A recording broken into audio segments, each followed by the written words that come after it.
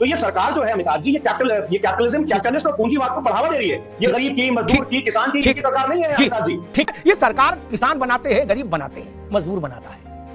1000 करोड़ वाले के वोट से सरकार बनती है क्या? तमाशा कर रहे हो यार, कुछ तो समझ रखो लोकतंत्र की। जिनको भारत के लोकतंत्र का एक व्याकरण नहीं पता, कैसी बात कर रहे हैं? 2 लाख 4 लाख 5 लाख पैसे वाले भारत में सरकार बनवा देंगे। तो अगर वही सरकार बनवा देते हैं तो फिर ये नेता जो 5 तारा सुविधा में जीवन जीते हैं, ये चुनाव के टाइम धूल क्यों खाते हैं? गांव-गांव इसीलिए खाते हैं ना। नमस्कार दोस्तों, समाचार 2.0 की एक नए वीडियो में आप लोगों का स्वागत है।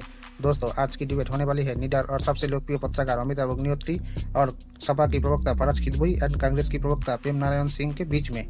दोस्तों, आज की डिबेट में ये सपा प्रवक्ता फराज खिदवई ने कहा, बीजेपी अमीरों की पार्टी है और हम लोग मतलब इंडिया अलायंस गरीब के साथ रहते हैं। इस देश के गरीबों की हालत एकमात्र कांग्रेस और इंडिया अलायंस ही सुधर सकते हैं। उनकी ये बात सुनकर अमिताभ अग्निहोत्री जी ने जो जवाब दिया वो आपको जरूर सुनना चाहिए। दोस्तों, क्या है वो जवाब, वो जानने के लिए डिबेट अंत तक जरूर देखना। चलिए आपको ये डिबेट दिखाते हैं। चलिए शुरू करते हैं।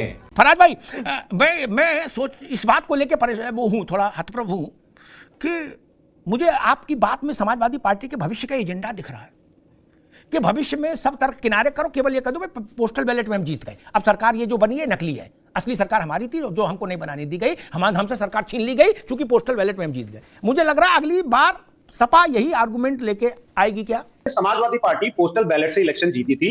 समाजवादी पार्टी और मेरी भी ये मांग है कि सरकार जो है वो फ्री एंड फेयर इलेक्शन कराए। वोटर लिस्ट में समाजवादी पार्टी और विपक्ष के नाम ना कटें और उन पॉकेट्स में पुलिस जाकर के लाठीचार्ज ना करे, दबाव ना बनाए जहां पर समाजवादी पार्टी और विपक्ष के वोट हैं।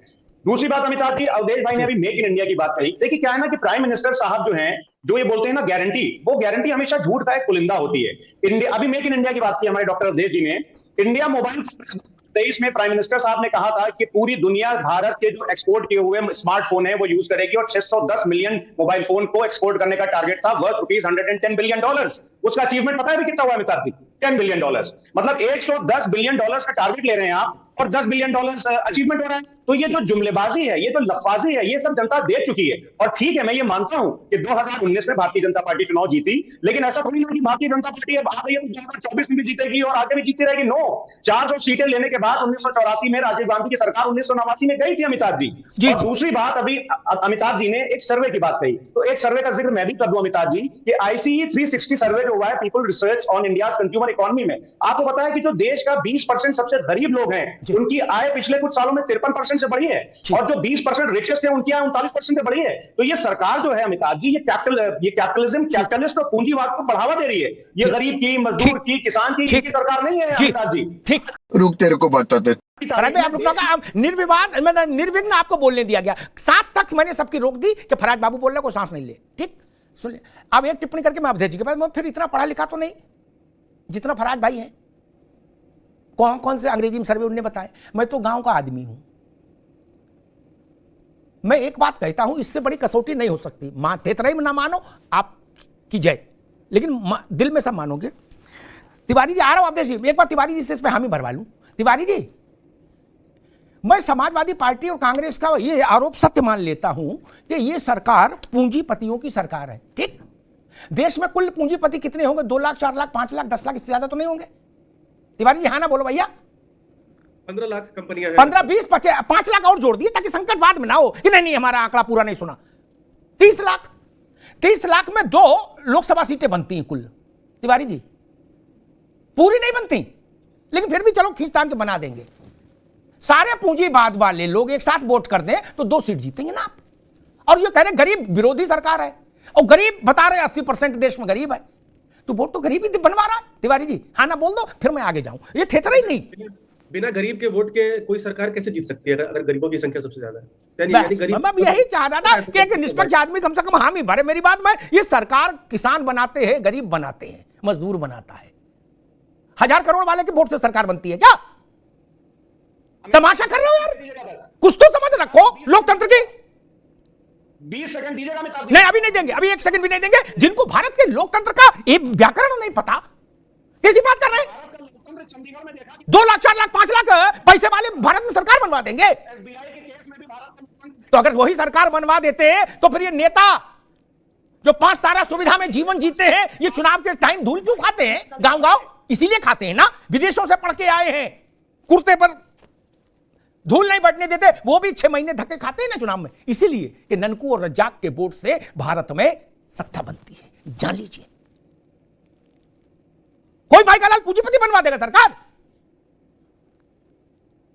अपने विरोधाभासी वक्तव्यों में फंसते, एक तरफ कहते भारत में इतनी ज्यादा गरीबी आ गई, दूसरी तरफ कहते 15 लाख लोग सरकार बनवा देते हैं। यार क्या तमाशा कर रहे हो? कुछ तो जेन्युइनली बात करो। खैर, प्रेम नारायण जी, छोटा सा यही प्रश्न, इतने बिना गरीब के वोट के भारत में कोई माई का लाल चुंगी का चुनाव भी जीत सकता है क्या? केंद्र की सरकार तो छोड़िए, हाँ या ना, यही बात फराज भाई पूछूंगा जी। नहीं, ये तो सवाल ही नहीं उठता। पूरा देश में सभी का, गरीब भी, किसान भी, नौजवान भी, इनके वोट के बिना कोई नहीं जीत सकता। यार सवाल ये होता है कि इनके बीच में हम अपनी बात कितना पहुंचा पाए और किस तरीके से पहुंची। अरे भाई, तो आप क्या सिनेमा देख रहे हो 5 साल? लूडो के लाभ क्यों नहीं, क्या काम कर रहे हैं? और कहीं बिजी हैं, पार्टी चला रहे हो, तो 5 साल में क्या करते हो आप? क्यों नहीं पहुंचाते? लोग काम कर रहे हैं। अमिताभ जी, होता क्या, मैंने पहले कहा ना, मैंने पहले भी कहा, लूडो थोड़ी नहीं खेल रहे हो यार। नहीं अमिताभ जी, अगर हम नहीं आए तो इसका मतलब है हमारी मेहनत में कमी रही। बस वही मैं कह रहा हूं, जो लड़का बार बार फेल होता है वो मास्टरों की कमी बताए अच्छा नहीं लगता। ये माने ना कि हम नहीं पढ़ते नहीं है, पास कैसे होंगे? फराज बाबू, वही प्रश्न, बड़ा सादा प्रश्न, मोबाइल कमेटी के बिना उसमें गए। क्या भारत में चुंगी से लेके लोकसभा तक का चुनाव कोई माई का लाल बिना गरीब के आशीर्वाद के जीत सकता है? गरीब में किसान, मजदूर, स्त्री, पुरुष, अगड़ा पिछड़ा, पीडीए, सीडीए सब आ गया, इसलिए इसको अलग से नरेट मत करिएगा, समय लगेगा। गरीब में सब आ गए, जो भी गरीब हैं, ठीक? क्या बिना गरीब के आशीर्वाद के कोई सरकार बन सकती है किसी स्तर की? हाँ या ना फराज बाबू? अमिताभ जी, देखिए, मैंने मोबाइल की बात इसलिए की थी। अरे छोड़ो ना मोबाइल भाई, मोबाइल की बात, क्या चक्कर पड़ रहे हैं, छोड़ो। दूसरी बात, बिना जनता के आशीर्वाद, ना जनता ने इसको घुमाओ नहीं, मैंने शब्द इस्तेमाल किया, क्या बिना गरीब के आशीर्वाद के? जनता नहीं। अमिताभ जी, मैं उसी पे आ रहा हूं कि बिना गरीब के आशीर्वाद के, बिना नौजवान के आशीर्वाद के और बिना बेरोजगार के आशीर्वाद के कोई चुनाव नहीं जीत सकता। और पेपर लीक प्रदेश में आज इस सदी के जननायक आदरणीय अखिलेश यादव जी नौजवानों की, किसानों की, गरीबों की नुमाइंदगी कर रहे हैं। बिल्कुल ठीक, 2024 में भारतीय जनता पार्टी उत्तर प्रदेश सदी तक आपने बात पहुंचा दी है। अखिलेश जी को ये क्लिपिंग देखनी चाहिए कि उनके पार्टी के लोग उनके प्रति कितनी आशा रखते हैं, वो उनको सदी का नायक बता रहे हैं, अच्छी बात है। मैं फिर कह दूं, अध्यक्ष यारों, लेकिन मैं तराजू जरा सीधा कर दूं। गरीब, नौजवान, किसान, मजदूर, महिला, पुरुष, अगड़ा पिछड़ा, पीडीए, सीडीए मत करिए ना। गरीब में सब तरह का गरीब आ गया, मैंने पहले ही कहा था, फिर उसमें अलग अलग ये पेज काय को लगा रहे। नौजवान गरीब नहीं होता, हो सकता महिला गरीब नहीं हो सकती, पीडीए गरीब नहीं हो सकता, सीडीए गरीब नहीं हो सकता, अगला गरीब नहीं हो सकता। अरे कहीं तो टिको यार, कोई तो लॉजिकल बात करो। तिवारी जी, इस देश में दिक्कत मालूम क्या है? दिक्कत यह है कि जो लोग ये कहते हैं कि गरीब की लड़ाई लड़ रहे हैं हम, उनको आप अपने घर बुलाओ, बच्चे के जन्मदिन में, सत्यनारायण कथा में, किसी भी अवसर पर, क्या वो एयर इंडिया से नहीं आएंगे, बस और ट्रेन से नहीं आएंगे, कार से नहीं आएंगे, अपना जहाज लेके आएंगे पूरा, खाली अकेले? क्या तिवारी जी, समझ रहे ना आप? फिर वो कहते हैं कि हमारी चिंता गरीब है, क्यों? इसीलिए हम अपने विमान से चलते हैं। प्रेमनारायण जी, समझ रहे ना मसला क्या है? ये बड़ा खतरनाक मसला है। क्या आप डमी में जाओ तो जहाज अपना ले जाओगे, शादी में जाओ तो अपना जहाज ले जाओ। आप लोगों ने सर्विस फ्लाइट में चलना बंद कर दिया गरीबों की चिंता में। इतनी ज्यादा चिंता कर रहे हो गरीब की, यही तो मुश्किल है। गरीब कह रहा बाप रे बाप हमें छोड़ो भैया। ये बड़ी अच्छी बात कही आप। दूसरी बात मैं कहूं, बड़ा शोर होता है, ये शब्द कहना बड़ा आसान है, कैपिटलिज्म, पूंजीपतियों की सरकार। मैं कहता हूं 100 करोड़ रुपया वाला भी जोड़ दो पूंजीपति में, क्या गिनती निकाल लो कितनी है देश में, वो सब मिलके किसी एक को वोट दे दें और छत पे खड़े होकर उसके लिए नारा लगाएं, तो क्या उखाड़ लेंगे? एक लोकसभा की सीट नहीं जीतती। वोट तो ननकू और रज्जाक का ही सत्ता तय करता है ना। फिर उनके जनादेश को आप उधर कैसे ठेल देंगे? ये पूंजीपतियों की सरकार। अच्छा जी, कितने पूंजीपति हैं देश में, वो सरकार बना सकते हैं? नगर पालिका का मेयर तो चुनवा दो पहले उनसे मिलके। नहीं फराज अब नहीं आएंगे भाई, फराज भाई ना, सॉरी, ठीक। और अभी एक बात पूछ दूंगा, सबको थोड़ा कड़वा लगेगा, लेकिन बात दिल से कह रहा हूं प्रेम नारायण बाबू।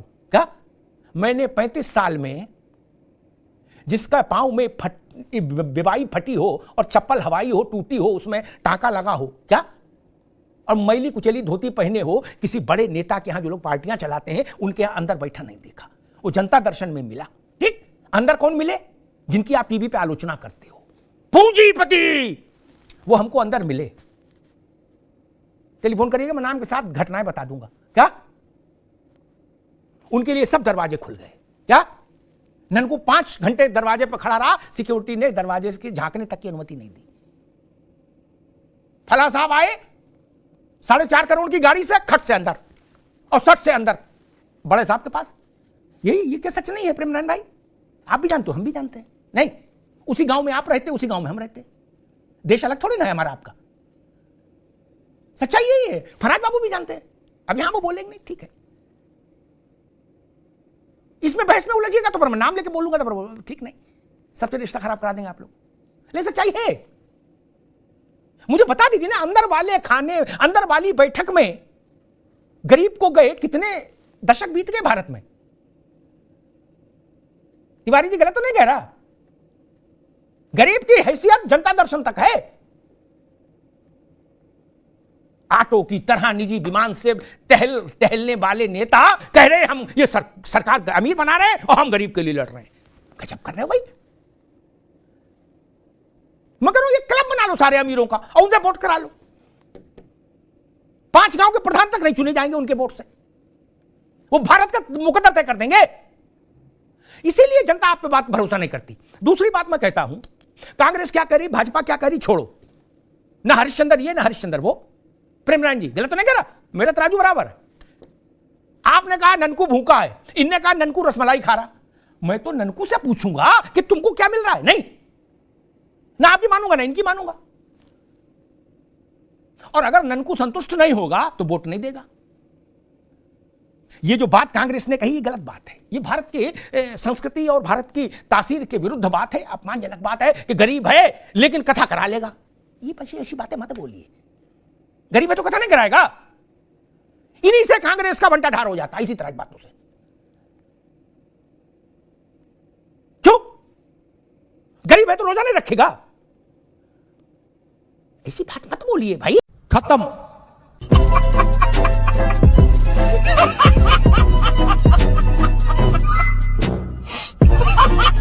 दोस्तों वीडियो अंत तक देख ली तो अच्छी लगी होगी। अगर अच्छी लगी तो वीडियो को एक लाइक एंड चैनल को सब्सक्राइब कर लेना। एंड वीडियो के बारे में अपना क्या राय है कमेंट में जरूर लिख के जाना। वीडियो अंत तक देखने के लिए बहुत बहुत धन्यवाद। चलिए मिलते हैं अगली वीडियो में, तब तक के लिए जय हिंद, जय भारत, जय सिया राम।